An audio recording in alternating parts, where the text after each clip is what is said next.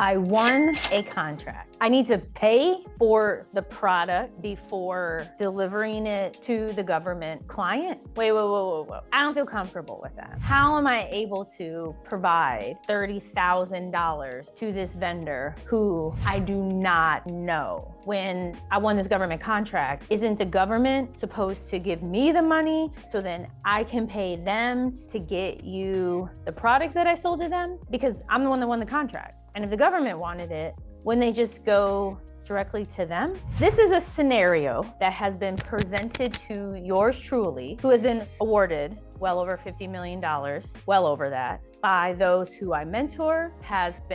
This scenario has been shared by my amazing GovCon winners. This is a scenario that pops up again and again and again, and that is, how am I supposed to fund my government contract? I'm gonna go over how you handle the type of situation I just described, as well as others, because when I first started out, I didn't have a ton of money in the bank. I just became Dr. Parks and had like $200,000 in student loans. That's what I had. I had a lot of debt. So let's go into this, because the number one thing that people never, ever talk about is you don't want to default on a contract. There's no giving it back. There's no, well, I don't know how I'm gonna figure it out. When you enter into this space of federal government contracting, you are entering as a professional, as a GovCon winner, as an entrepreneur. This is not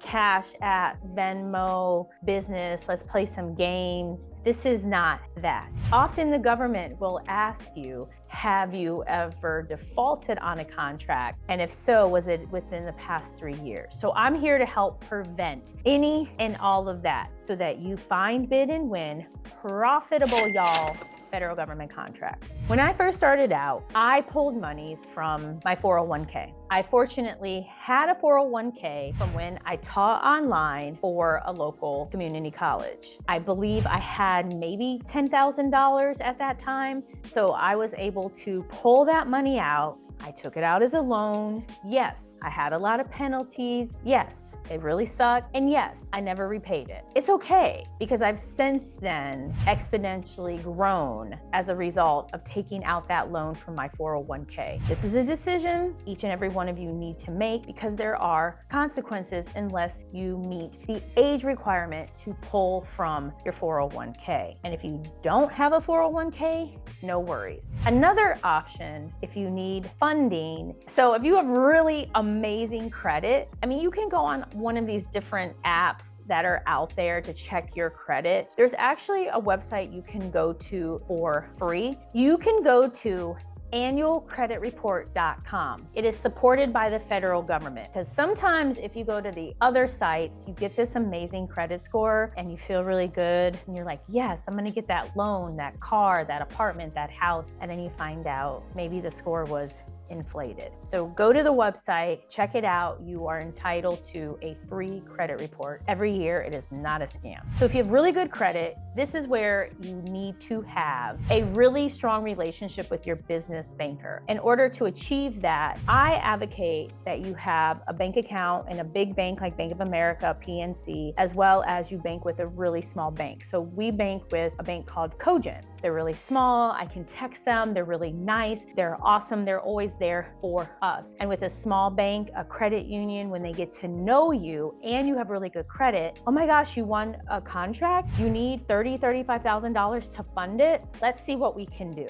They're going to be open to helping you, be it a line of credit, some kind of loan. Maybe they have a special program for business owners. When I first started out, I got connected to a woman with PNC, and she said, Kizzy, we have a special program just for women business owners. And I immediately obtained like a $40,000 line of credit just because I opened an account and they had this program. I had no idea about the program. I met her at an outreach event. So you never know. That relationship, though, is vital. So important, y'all. So important. For those of you, or maybe you're like, but Dr. Parks, Kizzy, I don't have the best credit. Oh, I've been there too, y'all. Oh, I've been there. So I have some suggestions for you. If it's really bad, be prepared that you're going to end up paying a higher rate for interest. It's kind of the tax you're paying. When you have really amazing credit, your interest rate's lower, more doors open. They even use that to determine your life insurance and sometimes your car insurance rates. That's how important your credit is. So if you're looking for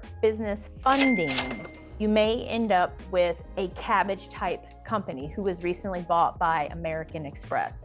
So these type of companies will provide a line of credit or a business loan in exchange for speed and access to different capital that's directly deposited into your business bank account. Your interest rate tends to be higher. Not always, but often. So kind of think payday loans, which I've taken out, many in my life, but in the business side. Think of it, it's similar, but it's an option because you never, ever, ever, ever want to default on a contract ever. And one thing as a business owner is no matter how many years you have, no matter your expertise, no matter YouTube University, things happen. You learn, it's part of the tax of being a business owner. You make the change and you keep it moving. So the next way to get funding, cash off of credit cards, is a potential option. It's there, you have multiple cards, it's an option for you. For those of you where maybe you need more money, potentially you won a $500,000 or $1 million contract. There are factoring companies where they take your receivables, your contract, your invoices, and they will pay a portion based off of that dollar amount. And in lieu, you pay them a fee. I use Republic, for instance. There's a video on it. I'll make sure that it's included here. So take a look, check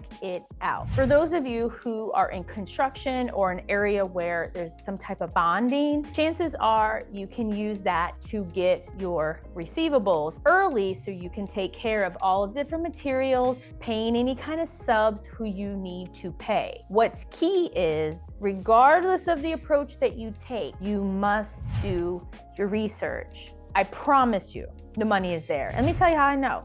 Because I've been in debt. I have used any and every type of funding option out there. I remember one time I had this bookkeeper. She was so sweet. She kind of had a little Southern twang. And she's like, Kizzy, wow, you're real good at finding debt. And it's funny at the time. I mean, looking back, it's like, wow, I was. Thankfully, I'm not in that position, but guess what? It's a means to an end. And it's about how it's marketed. For really well-known entrepreneurs, when they receive funding or they take out lines of credit or you learn about the amount of debt, oh, that's okay because they are fill in the blank with a name. But for us, oh, you have so much debt. Let me look at your credit score. So realize it's a means to an end. I don't have that debt now. I have strong profit margins. I have multiple companies, and the same will happen for you. You just don't give up. The funds are there. Also, kind of as a bonus, feel free to inquire with other entrepreneurs. So here's what I mean. There was a point in time where we were a sub to an Alaskan Native concern, and I didn't want to wait I think it was 30 days for the receivable to be paid. And I asked, is there any way to maybe expedite it? They said yes. And then they charged a fee. At that point in time, it didn't matter because I needed the money. So the same may occur if you are subbing to someone